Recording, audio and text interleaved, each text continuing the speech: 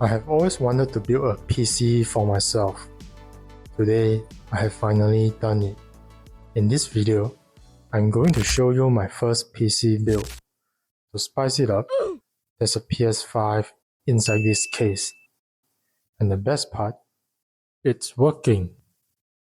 To be fair, this build is extremely complicated and time-consuming, but it was so rewarding. Knowing that the PS5 case is sitting at the corner, whenever I turn on my PS5, this sound just makes me smile. Here are the parts for my entire build. Let's start building the PC first. For the motherboard, I'm going with Asus Strix B760A gaming Wi-Fi. Man, look at this motherboard. It's beautiful. My second option is the G version of the Strix B760. Now the biggest difference between these two is that the A is an ATX, while the G is a micro ATX. Eventually I went with the A version, and I will show you why later. For the processor, I'm going with Intel Core i5-14400F. Since I'm not doing any overclocking or benchmarking, this processor is more than enough. I'm swapping out the stock tension bracket with a contact frame to avoid motherboard bend. I'm using the Intel stock cooler first because the one I bought haven't arrived yet. Stop. I made a big mistake here. I forgot to install the contact frame first. For any new builders who's watching, remember, never ever do this because it might damage the processor pin and the motherboard socket too. Don't worry. Eventually, I had installed the contact frame. Next part, memory. I'm going with Corsair Dominator Platinum DDR5 with 32GB kit. The reason I chose this memory is purely aesthetic. To install it, open the lock for slot 2 and 4, line up the stakes, put even pressure on both sides. Once it clicks, done. For storage, I'm using 1TB M.2 SSD from Corsair. To install it, first you need to remove this heatsink, slot in the SSD, hold it down, turn the latch to lock it in place. Peel off the thermal pad plastic, then screw the heatsink back onto the motherboard. For CPU cooler, I'm going with Alseye Warriors W90. Simply, it is cool and cool. This cooler arrived a week later after I finished my build, so I didn't record it during the installation process. With this cooler, my PC looks way better than the Intel stock cooler. Next up, the case. Among the PC parts, the case took me the most time to decide because getting a case to fit all the PC parts and a PS5 is not easy when I'm looking for a compact build. The case I'm going with is Lian O11 Air Mini. To plan out the parts placement, I'm using a free 3D CAD software with the O11 Air Mini CAD file. You can get the file on the official website. This way it's easier to plan out the build, although imagination still works, but the visualization is much better for me. I'm using this mainly for the PS5. It gave me a better idea on how I should build my PS5 into the case. To power the system, I'm going with Corsair SF850L. When choosing a power supply, I didn't want to cheap this out because having a good power supply can last you very long. This 850W gold rated power supply has plenty of juice and is also capable for future upgrade. To improve the case airflow, I've added two Corsair QX120 starter kit for a very specific reason. With the new iCUE link system, all you need is a system hub and a cable to link and power all compatible components. A lot of PC builders talk about cable management and the amount of cables you have to deal with when installing RGB fans, and I certainly could not have these cables to take up the space. Yes, these fans are not cheap, but look, this is the only amount of cable in my PC.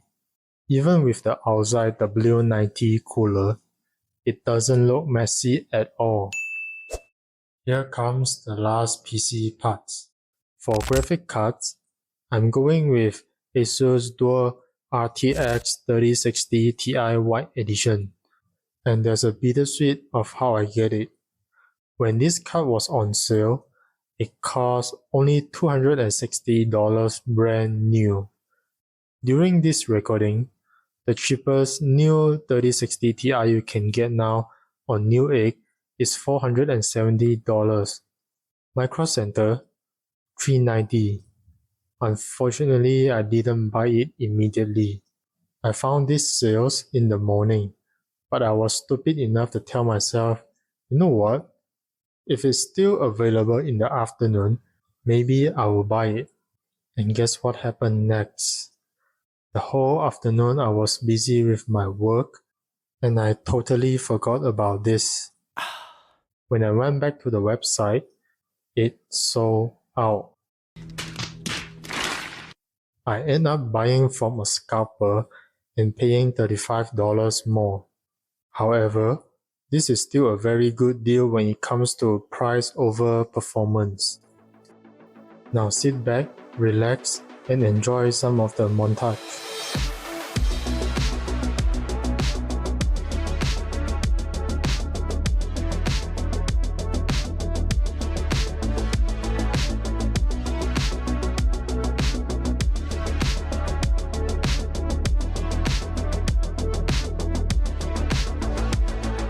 As a first-time PC builder, I'm surprised it turned out so well, even better than I expected. Now the reason I chose that motherboard is this: two lovely cats on the back I/O. This was a surprise for my girlfriend because we both love cats very much. I specifically waited for my girlfriend to peel off all the plastic on the parts to surprise her. She was so happy to see those two lovely cats. Now there's still one more part left for my build. You know, it is time. For the PS5 part, I do want to apologize that when I'm building this, I didn't take much footage. Let's begin with my PS5. It is a used CF1200 model disc edition. If you plan to do this type of build, I recommend getting a used digital version.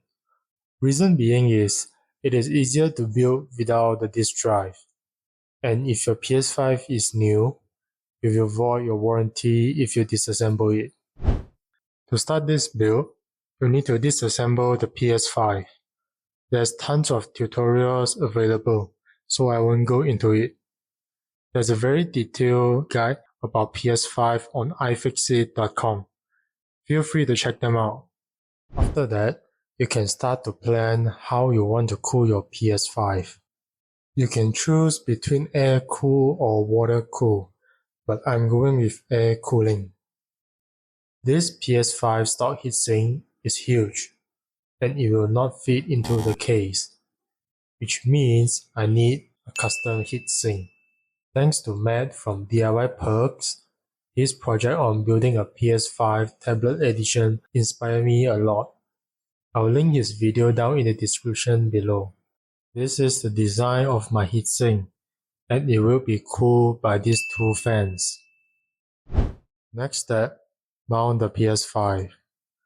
There's two major components of the PS5, the motherboard and the disk drive. I will mount the motherboard behind these two fans, and the disk drive will be above the power supply. To mount the disk drive, I'm using screws and standoffs.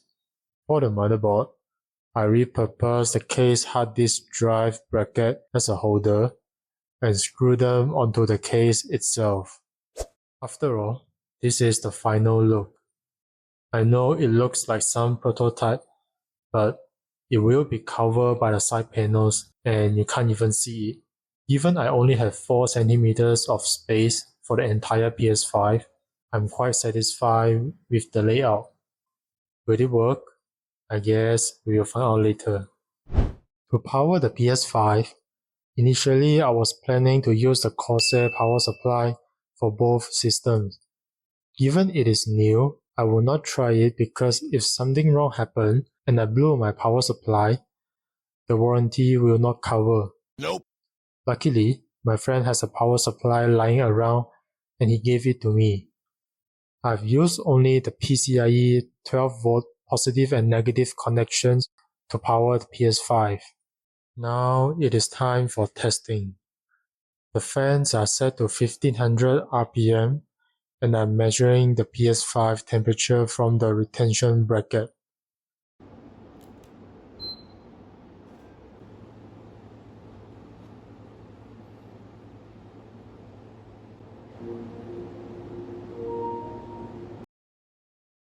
After running idle, the temperature sits quite high at around 53 degrees Celsius with ambient temp at around 32 degrees Celsius. If I go into the setting menu, it rises another 5 degrees Celsius. To test it further, I started to play games. Immediately, the very first issue appeared. The game disk can't be read. Even though the disk is spinning inside the disk drive, but the disk icon is not showing on the screen. I thought the disk was faulty, so I tried it with another one, but it's still the same.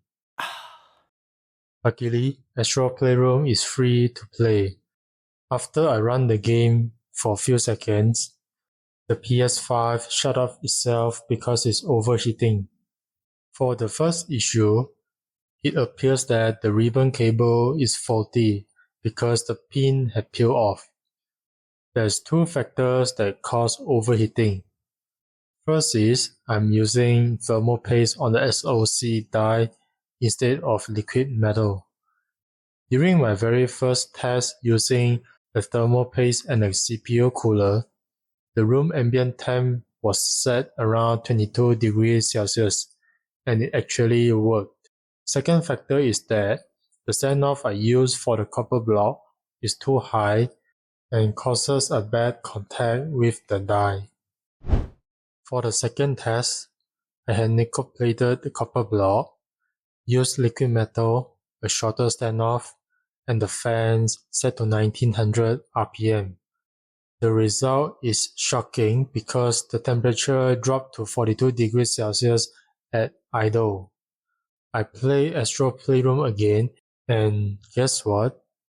It still overheat. However, it only appeared after 30 minutes of playing and it didn't shut off by itself. There's still one more test left, the disk drive. I had used a longer cable for the disk drive and surprisingly, it worked. The disk icon appeared on the screen and I can finally play God of War 2018.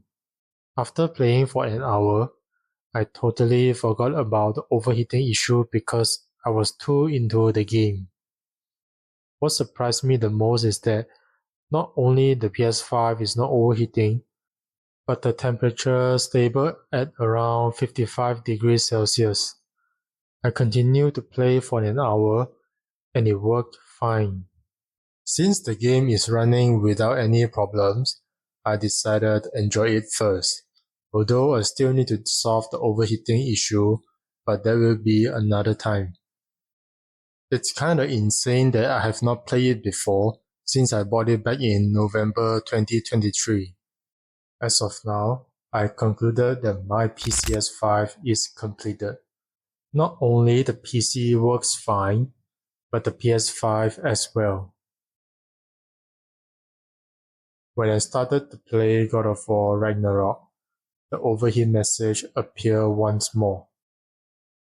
Well, I have not given up yet because I did have another heatsink design which I think is better than the current one.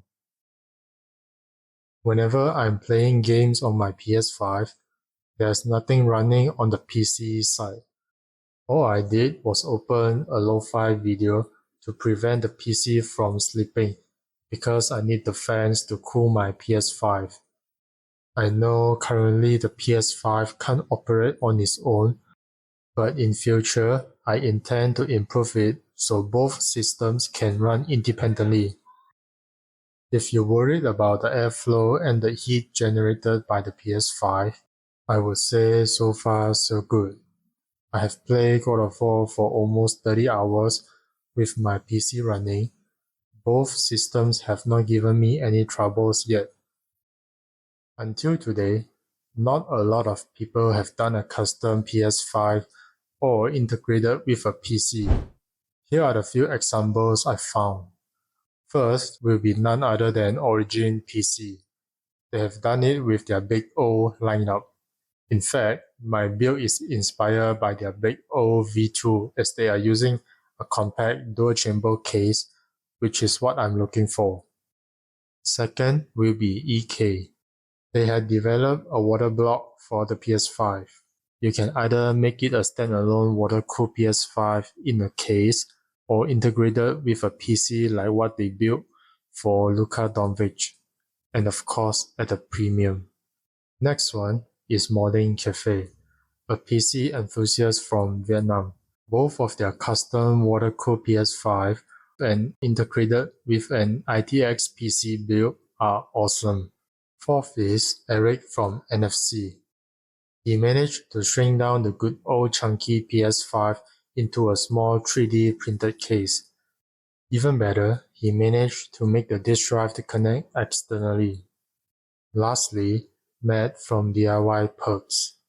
His portable PS5 build actually helps me the most as the cooling solution he used can be easily done from my side. I have linked all of their videos down in the description below. Feel free to check them out. So here's my final thoughts on this build and answering some of the questions you might ask. How much is my entire build?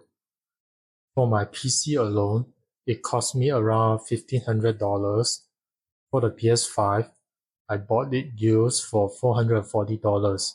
Those custom heatsinks and other stuff cost me around $74. So my entire build cost me around $2,000. This leads to the next question. What can you get with a $2,000 budget PC? Definitely you can get a very good gaming PC. Just go on to Google or YouTube. There's tons of it. You just need to ask yourself what you want to get in the end. Lastly, why? Everyone has a different need for their PC. Certain people want an ultimate gaming PC. Some people want an uncompromised workstation. Some people want a bit of both. What I want is a PC for normal use, side by side with a gaming console that handles my gaming, and I want both to be built into a single case. It may be unnecessary, but that's just my personal preference. So that's all of it. I will be back after I finish my version 2.0. Thanks for your time and hope you enjoyed this video. Cheers.